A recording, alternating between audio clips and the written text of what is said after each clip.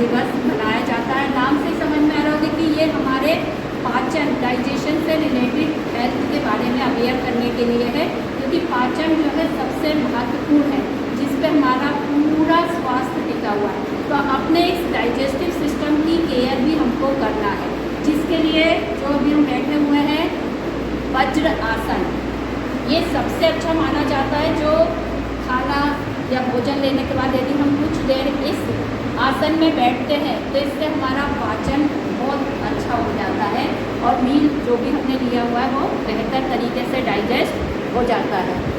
और ये नाम ही है इसका वज्र आसन, ये हमारे शरीर को, हमारे लोअर बॉडी को वज्र की तरह मजबूत बनाता है। तो अपने डाइजेस्टिव सिस्टम की हेल्थ का ध्यान रखने के लिए हमें क्या करना चाहिए कि जो भी हम भोजन करते हैं उसको हमें अधिक से अधिक चबाना चाहिए।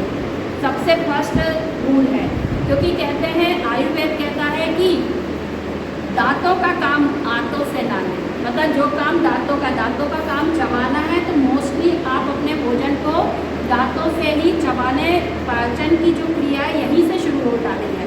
यदि आपने अच्छे से अपने भोजन को चबाया हुआ है तो अंदर जब वो फूड पाइप में जाएगा तो बहुत बेहतरीन तरीके से उसका डाइजेशन होगा।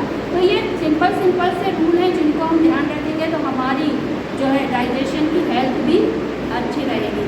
और दूसरा रूल ये ध्यान रखें कि भोजन बार बार ना करें। एक नियम बना लें कि सुबह, दोपहर, शाम, यदि 3 टाइम कर रहे हैं आप मील ले रहे हैं तो 3 ही टाइम कर, बीच में जो मंचिंग होती है, कुरकुरे खा रहा है, चिप्स का पैकेट खा रहा है या कुछ भी, और अपने को तो कहने को क्या लगता है, हमने चिप्स का पैकेट खाया, लेकिन एक बार यदि आप उसका पीछे कंपोजिशन और सारी चीज़ें पढ़ेंगे तो पता चलेगा आपने 500-600 कैलोरी एट अ टाइम ले ली, लेकिन क्या हुआ, बॉडी में जाके वो यूज़ नहीं हो रहा, उसके बाद फिर आपने भोजन भी ले लिया।